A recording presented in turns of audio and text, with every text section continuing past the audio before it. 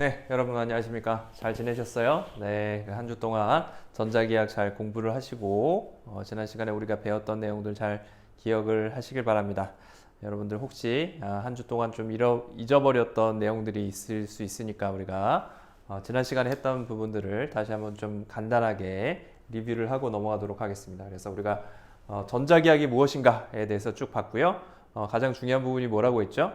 우리가 전자기학, 전개와 자개가 모두 벡터 필드로 우리가 표현할 수 있기 때문에 우리가 벡터 그리고 필드가 무엇인가 라는 것에 대해서 정확하게 이해하는 것이 필요하다고 했고요. 그래서 우리가 벡터에 대해서 노테이션을 갖다가 화살표를 해서 쓸 것이다 라고 말씀을 드렸죠. 그리고 유닛 벡터 어떻게 표현하는지 우리가 배웠고요. 반드시 우리가 노트와 그 다음에 여러분들 시험 볼 때 그리고 과제를 제출하실 때 주어진 이런 노테이션을 사용을 하셔야 된다라고 우리가 약속을 했습니다. 반드시 지키시기 바라고요. 그래서 우리가 벡터하고 스칼라의 표현하고 반드시 구분지어서 이해하고 그 다음에 쓰고 하는 것들이 필요하다라는 말씀 드렸습니다. 그래서 벡터에서 우리가 다시 한번 스칼라하고 구분되는 지점이 곱하기 부분이었어요. 더하기는 여러분들 잘 알고 있죠? 더하기는 간단하게 그냥 더하기는 어떻게 되는 거예요? 이 부분과 이 부분이 평행사변형을 만드는 제일 끝 지점을 만들어주는 것이죠. 그래서 더하기 계산하는 건 그렇게 어렵지 않기 때문에 여러분들 제가 그냥 스킵했었고요. 곱하기 경우에는 어떻게 된다 그랬죠? 내적과 외적으로 우리가 구분을 하고요. 내적의 경우에는 우리가 스칼라 값으로 주어지기 때문에 스칼라 프로덕트란 말도 씁니다. 그런데 우리가 그건 그냥 스칼라에 곱하고는 좀 헷갈리기 때문에 제가 그 말은 뺐고요. 결과값이 내적은 어떻게 나온다 그랬죠? 스칼라로 주어지는 그런 곱하기다라고 해서요. 결국에는 벡터라는 것은 크기뿐만 아니라 방향도 존재하기 때문에 두 개의 값에 곱을 해서 어떤 값을 만들어내기 위해서는 두 개의 방향을 일치시킬 필요가 있는 것이죠. 그래서 B하고 A하고 방향이 다른 벡터가 있으면 다른 한쪽 벡터를 다른 벡터 쪽에다 맞춰서 그래서 어떻게 해주죠? 그 길이의 손해가 만들어지겠죠. 손해가 만들어진다. 그 길이에 손해가 있는데 그 손해가 얼마만큼이죠? 사익각의 코사인을 취한 값만큼의 그런 손해를 만들면서 크기가 만들어질 거예요. 그래서 그 A, B 각각에다가 코사인 세타를 곱한 값을 우리가 내적으로 정의하고요. 스칼라 값으로 주어집니다.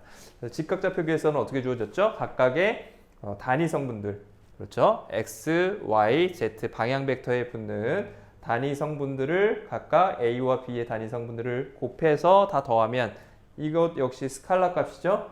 예, 스칼라 값입니다. 그래서 스칼라 값으로 주어지는 우리가 내적을 정의할 수가 있다라고 얘기를 했고요. 그리고 그 다음 나오는 것이 뭐였어요? 외적입니다. 외적은 크로스 프로덕트라고 얘기하고요. 우리가 크로스 프로덕트는 어떻게 정의됐죠?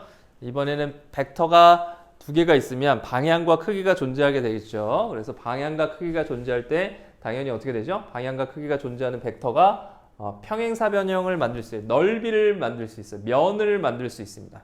두 개의 벡터가 항상 방향과 크기가 존재하기 때문에 면을 만들 수 있어요. 얘가 정의하는 면을 우리가 정의하는 것이 바로 외적입니다. 이 두 개가 만들어내는 면, A 벡터와 B 벡터가 만들어내는 면.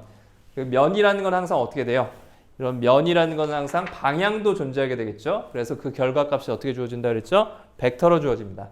그래서 두 개의 벡터가 만드는 사익각에 의해서 만들어지는 이런 평행사변형의 넓이를 크기로 하고 방향은 이 면의 수직인 방향 A에서 B 벡터 방향으로 외적하게 되면 우리가 오른손 법칙에서 오른쪽으로 돌아가는 나사 방향으로 돌아가는 방향의 엄지손가락이 가리치는 방향을 방향으로 하는 벡터가 나오겠죠. 그래서 이 n 벡터는 이 면의 수직인 법선 벡터다. 우리가 그렇게 정의를 했고요. 그래서 AB의 사인 세타 AB는 이 넓이를 의미한다. 그렇게 얘기했습니다. 기억나시죠? 그래서 직각좌표기에서 얘를 우리가 계산을 할 때는 어떻게 주냐? A 벡터, B 벡터가 직각좌표기에서 AX, AY, AZ의 단위 성분들을 가진 BX, BY, BZ의 단위 성분들을 가진다. 그러면 우리가 이런 3x3의 행렬식에 의해서 정의되는 수식으로 풀었고요. 그걸 2x2 우리가 행렬식으로 다시 풀 수 있죠. 그렇게 돼서 나오는 결과들이 결국에는 어떻게 됐습니까? X 벡터에 대해서는 X 단위 벡터에 대해서 가지는 단위 성분들이 A 벡터와 B 벡터에서 X축을 제외한 나머지 두 개의 수직인 축, Y축과 Z축의 성분들만 X축 방향으로 단위 성분들이 남게 됩니다. 여기 중요한 부분인데요. 요거 그래서 우리가 외적을 바로 계산할 때 이런 중간 과정 없이 우리가 X 벡터의 단위 성분은 Y와 Z만 남으니까 A 벡터의 Y, B 벡터에는 Z 성분, 그리고 마이너스 붙이고는 어떻게 돼요? 그 순서가 반대로 되죠. AZ, BY 이렇게 나온다고 했습니다. 그래서 이 부분을 우리가 바로 그냥 외워서 기억할 수도 있겠죠. Y 벡터의 단위 성분은 뭐가 나오죠? 그거는 Y를 제외한 나머지 두 개의 직각인 축 ZX가 나오죠. 그래서 AZ Y 다음에 뭐예요? 순서가 X, Y, Z 그 다음에 다시 X로 돌아가죠. 그래서 그런 순서기 때문에 Y 다음에 X가 아니라 ZX 이렇게 되겠죠. Y, ZX 그래서 A의 Z, B의 X 이렇게 나오고요. 마이너스의 그 순서가 바뀌어진 AX, BZ 이렇게 나올 겁니다. 마지막으로 Z 벡터의 단위 성분은 뭐가 나오죠? Z 다음에 X, Y 순서로 이런 순환하는 순서죠. X, Y, Z 그 다음에 X 이렇게 되기 때문에 Z 방향에 남는 성분들은 뭐예요? 결국에는 Z 다음에 AX, BY 남고요. 그리고 마이너스에 뭐가 나오죠? 순서를 바꿔서 AY, BX 이렇게 나온다. 이런 행렬식의 구조 때문에 이렇게 순환하는 방향으로 이런 결과값이 나온다는 게 여러분들 기억해 두고요. 이걸 그냥 바로 이제 외울 수 있겠죠. 이런 구조들을 머리에 넣으면 외적을 어떻게 계산하는지 바로 외울 수 있을 겁니다. 그래서 외워서 여러분들을 바로 적용하셔도 무방합니다. 물론 제가 기말고사, 중간고사 때는 가능하면 여러분들 대면으로 볼 경우에는 시간을 좀 충분히 드리려고 합니다. 그래서 그럴 경우에는 요 중간 과정을 쓰고 하는 방법을 사용하셔도 무방하죠. 그렇게 될 것입니다. 그래서 여기까지가 지난 시간에 우리가 배웠던 내용이고요. 우리가 계속해서 이제 우리가 전자기학에서 필요한 도구들을 살펴볼 텐데요. 수학적으로 벡터 필드를 어떻게 계산하느냐, 계산하고 연산하는 과정들을 살펴보고 있습니다. 그래서 곱하기까지 봤고요. 이제 곱하기 봤으니까 조금 더 어려운 부분이 뭐가 있을까요? 벡터에 뭐가 나오죠? 이제 우리가 잘 알아야 될 부분, 미분적분이 나옵니다. 벡터의 미분적분을 우리가 이제 배워볼 텐데요. 벡터의 미분 같은 경우에는 적분으로 정의가 되는 부분들이 있어요. 그래서 우리가 벡터의 미분을 보기 전에 적분을 먼저 확인을 하겠습니다. 벡터의 적분은 공간에서의 적분이죠. 공간에서의 적분이기 때문에 우리가 3차원 공간에서 정의되는 벡터 필드를 우리가 크기와 방향을 가지는 벡터 필드를 이제 적분하는 거예요. 기존에 우리가 고등학교 때까지 배웠던 부분들은 보통 어떤 부분이었죠? 네, 그래서 그냥 보통 우리가 어떤 함수 1차원 함수를 우리가 적분하는 것들을 많이 다루었잖아요.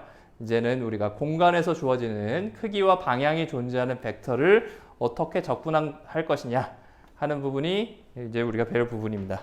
여기서 나오는 것들이 이제 첫 번째 벡터의 선적분입니다. 벡터의 선적분을 우리가 잘 이해할 필요가 있는데요. 벡터의 선적분을 우리가 보통 어떻게 정의하냐면 어떤 경로 L을 정의하고요. 적분하는 경로를 정의합니다. 그래서 우리가 어떤 적분 기호에다가 A 벡터지요. 이제 스칼라 값이 아니라 벡터라는 것을 명확하게 아셔야 됩니다. 벡터에다가 DL 벡터. 네. 이렇게 우리가 선적분을 정의한다. 라고 하면 맞을까요? 이 표현이 제가 맞나요? 여러분들 항상 기억해야 되죠? 벡터와 벡터 사이에 만약에 얘가 어떤 의미죠? 이 벡터와 벡터 사이에 이렇게 붙일 수가 있나요? 두 개의 곱을 이렇게 아무것도 아닌 것처럼 이렇게 놓을 수 있나요? 벡터와 벡터 사이에는 항상 연산이 있어야 됩니다. 우리가 3 곱하기 4는 어떻게 쓴다 그랬죠? 네, 이렇게 쓴다 그랬죠? 벡터와 벡터 사이니까 아무것도 없는 거는 우리가 연산을 할 수가 없어요. 이게 이 의미가 없습니다. 우리가 여러분들 구분하셔야 될 게 예를 들어서 우리가 1에서부터 3까지 뭐 fx를 dx 이렇게 한다고 했죠. 얘가 뭐예요? x라는 어떤 값의 미소 길이를 의미하는 거예요. 미소 값을 의미하는 겁니다. 그리고 fx랑 여기 어떻게 되어 있는 거죠? 곱하기로 연결되어 있는 거예요, 사실은.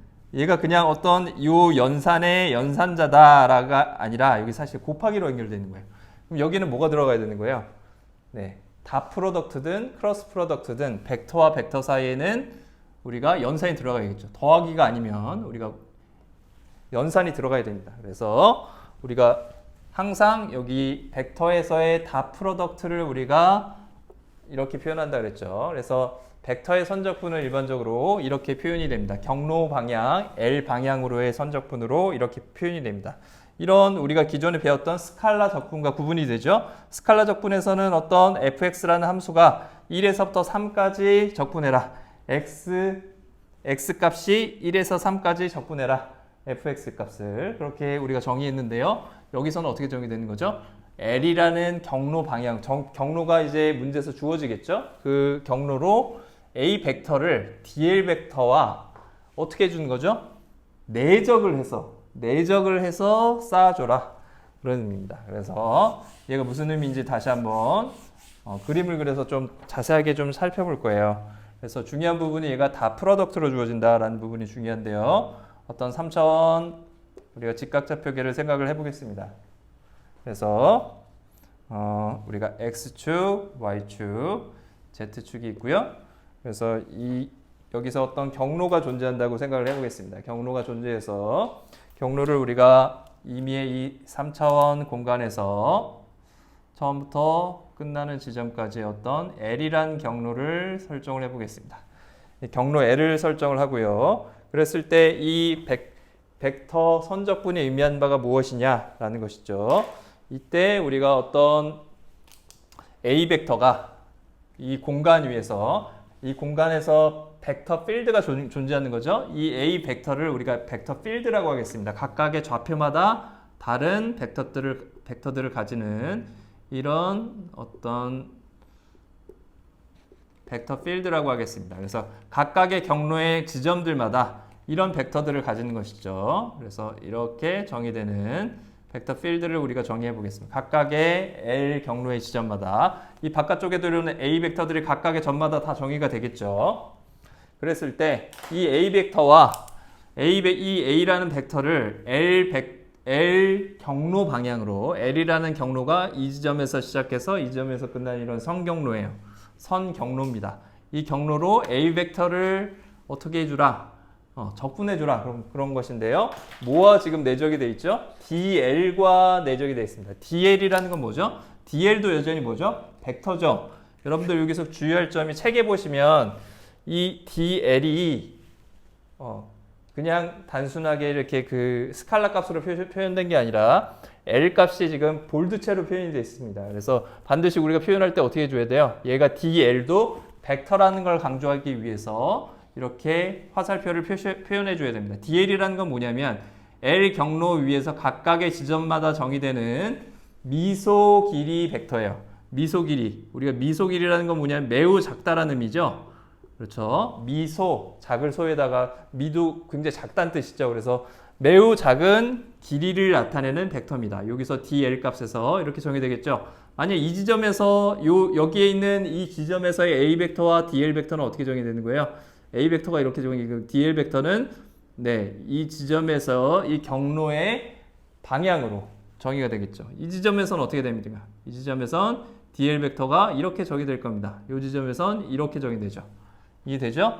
제일 끝 지점에서는 어떻게 되겠어요? 그 방향으로 L 경로의 방향으로 DL 벡터가 정의된다는 것입니다. 그게 중요하죠. 그래서 각각의 경로 방향에서 매우 길이가 짧은 길이의 방향이 존재하고 길이는 매우 미소 길이를 가지는 벡터가 존재한다는 거예요. 그걸 우리가 DL 벡터라고 정의를 합니다.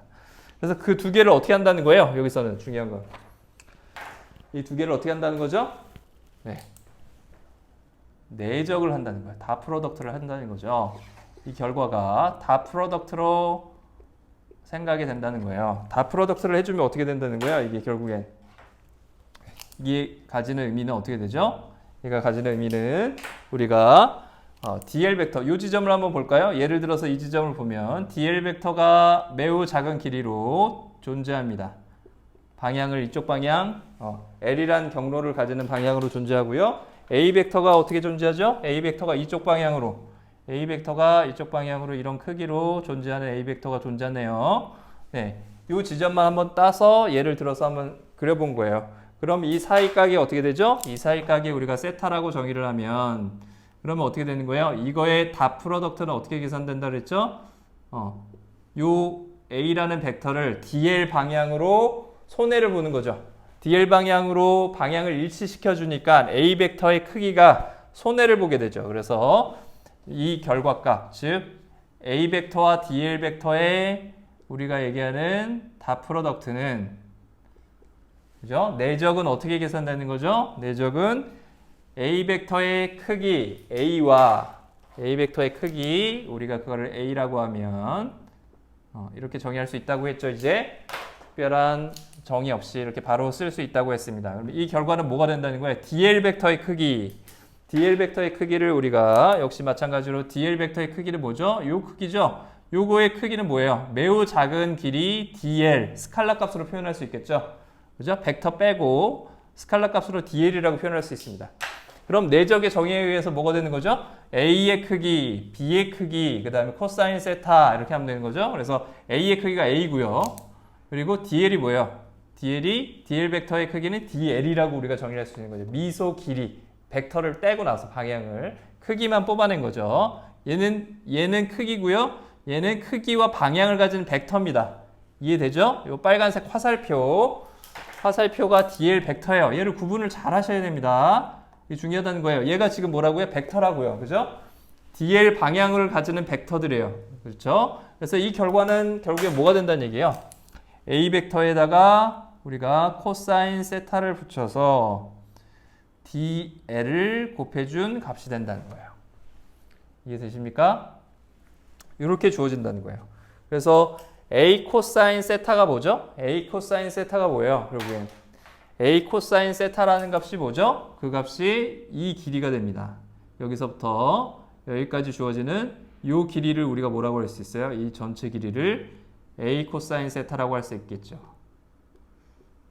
A 벡터를 여기서 주어지는 이 A 벡터들을 DL 벡터 방향으로 우리가 프로젝션 해준 거예요. 이런 걸 뭐라고 하냐면 우리가 프로젝션이라고 합니다. 정사형을 해준 값이죠. 그 값을 갖다가 수선의 발을 내려서 그 길이로 맞춰준 값, 투영시켜준 거죠. 방향을. 그래서 프로젝션이라고 할 수 있고요. 그리고 이 값은 결국엔 뭐예요? 이 값은 미소 길이가 되는 거죠. 이 값은 역시 마찬가지로 미소 길이다 이렇게 정의할 수 있어요. 결과적으로 이 벡터들의 이 벡터 선적분의 결과는 어떻게 된다는 거예요? 이 A 닷 프로덕트 DL 벡터라는 결과가 결국엔 뭐죠? A라는 벡터의 크기에다가 우리가 미소 길이만큼 선적분을 해주는데 L의 길이만큼 선적분을 해주는데 어떻게 되는 거죠? A 벡터를 DL 방향으로 어떻게 준다는 거예요? A 벡터를 DL 방향으로 프로젝션 시켜준다는 거죠. 그러면 이쪽 방향으로 가지는 A 벡터의 크기는 어느 정도 돼요? 그래서 직각삼각형을 만들어 이 정도 되겠죠. 여기서는 어떻게 돼요? 여기 사이각이 더 90도에 가깝게 됐으니까 좀 더 A 벡터가 작아지겠죠. A 벡터가 DL 벡터 방향으로 가지는 크기가 이 지점에서는 어떻게 돼요? 얘는 거의 0에 가까울 겁니다. 직각이니까 거의 A 벡터를 DL 벡터 방향으로 우리가 맞춰서 크기를 조정해주면 거의 크기가 0이에요. 그렇죠? 이 지점에서는 0을 거의 선적분해주면 됩니다. 이 지점에서는 어떻게 돼요? 다시 또 커지죠. 여기 방향이 같아집니다. 그래서 결과적으로 어떻게 되느냐? 얘가 우리가 이걸 결국엔 쌓아주면 이 전체를 L이라는 이 경로를 우리가 어떤 직선이라고 생각하게 되면 이 적분의 의미는 결국에 뭐가 되는 거죠? A 벡터의 코사인 세타를 곱한 값. 이 값을 A 코사인 세타라고 하는 이 크기를 우리가 각각의 L 경로의 지점마다 각각 그려주면 되겠죠. 그려주면 어떻게 되죠? 점점 0으로 가까이 가죠. 이 값이 0으로 가까이 가죠. 이 지점에서 어떻게 됐죠? 0이었죠. 그러다가 다시 커져서 이런 값들을 가지겠죠. 그래서 전체적으로 어떤 선을 그리면 이런 면이 될 거예요. 이런 선이 될 것이고요. 이런 함수가 될 거고 결국에 A 코사인 세타라는 함수는 L이란 경로에 대해서 이런 값들을 가지게 될 것이고요. 그걸 어떻게 하라는 얘기죠? 이 L 경로 위에서 전체 이 결과가 뭐니까 내적한 결과가 스칼라 값이니까 그 값을 스칼라 적분해 준 거죠. 스칼라 적분이 뭐예요? 스칼라 적분이 어떤 의미죠? 이거의 넓이가 되겠죠. 맞습니까? 결과적으로 적분의 결과는 이 넓이가 의미하는 값. 그냥 기존에 우리가 알고 있는 스칼라 적분이 됩니다. 스칼라 선적분으로 우리가 이런 벡터의 선적분을 우리가 이해할 수가 있습니다. 얘랑 얘랑 결과가 같다는 거예요. 얘가 의미하는 바는 결국 이렇게 된다는 것이죠. 여기까지 이해되시나요? 굉장히 중요한 내용입니다. 여러분들 이 벡터의 선적분이라는 걸 이해하기 위해서 요 그림 이해하고 요 DL 벡터가 무엇인지 A 벡터와의 다 프로덕트자 선적분 안에 들어가는 저것이 내적이라는 의미다. 내적의 의미가 뭐였죠? 내적의 의미가 두 개의 벡터의 방향이 다르기 때문에 어떻게 준다고요? 어떻게 준다고요? 방향을 손해보면서 그 사익각에 의해서 투영시켜준 정사형, 즉 프로젝션이죠. 프로젝션 값에다 곱해준 거죠. 여기까지 됐나요? 다시 한번 우리가 이걸 말로 정리해보면 선경로 우리가 선경로 L에 대해서 L을 따라 DL 벡터 방향으로 DL 벡터가 가지는 방향으로 A 벡터의 프로젝션한 값을 그게 내적의 정의니까요. 그렇죠? 프로젝션 값을 우리가 알고 있는 스칼라 선적분을 해준 거죠. 벡터가 아니라 그냥 스칼라 선적분을 해준 것이 바로 벡터의 선적분의 정의가 되는 것입니다. 그렇게 어렵지 않죠? 그 내용을 보면 그렇게 어렵지 않습니다. 한 가지 우리가 표현을 해줄 때, 노테이션을 써줄 때 만약에 어떤 선적분에 대해서 이렇게 쓴다. A 벡터의 DL, 경로가 C인데 여기에 적분 표시에다가 동그라미를 써준다. 이게 어떤 의미였죠? 네, 경로가 얘가 의미하는 것은 패곡선 C를 가진다. 경로가 패곡선이라는 거예요. 처음 시작하는 부분과 끝나는 지점이 같다라는 의미죠. 그래서 패곡선 C가 의미하는 바는 시작하는 점과 끝나는 점이 같은 이런 패곡선 C를 가진다. 이 패곡선 C에 대해서 우리가 A라는 벡터를 갖다 적분한다라고 할 때 우리가 이런 서클을 써서 표현을 해줍니다. 그래서 닫힌 선 경로를 우리가 적분을 해줄 때는 이런 표현을 써준다. 벡터의 선적분에 대해서 이렇게 우리가 정의를 이해하면 될 것 같습니다. 그래서 닫힌 선이라는 건 뭐라고요?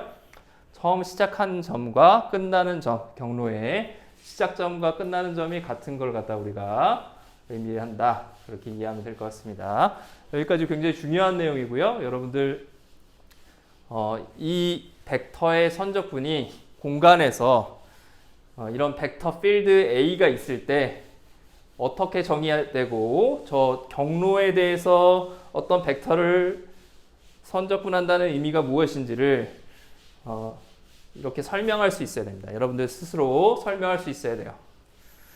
결국에는 이 그림이 뭐죠? 얘가 결국에는 이놈들을 적분한 A 벡터라는 것이었는데 다시 한번 설명하자면 A 벡터를 DL 벡터 방향으로 우리가 가지는 성분들만 뽑아서 DL 벡터 방향으로의 A 벡터 중에서 성분들만 뽑아서 어떻게 준 거죠? 전체를 다 더해 준 거죠. 그게 적분이죠. 그런 것들을 우리가 선적분이다. 벡터의 성적분이다. 그렇게 정의를 했습니다. 중요한 부분은 뭐라고? 여기 다 프로덕트고 그래서 내적이라는 의미였습니다. 그럼 다음 이제 나오는 것은 뭘까요? 다음 나올 것은 우리가 벡터의 면적분이 될 것이고요. 벡터의 면적분이 됩니다. 우리가 면적분은 잠깐 비슷합니다. 비슷한데요. 선적분과 비슷하고요. 잠깐 우리가 휴식 시간을 가지고 그리고 나서 계속해서 보는 것을 하도록 하겠습니다.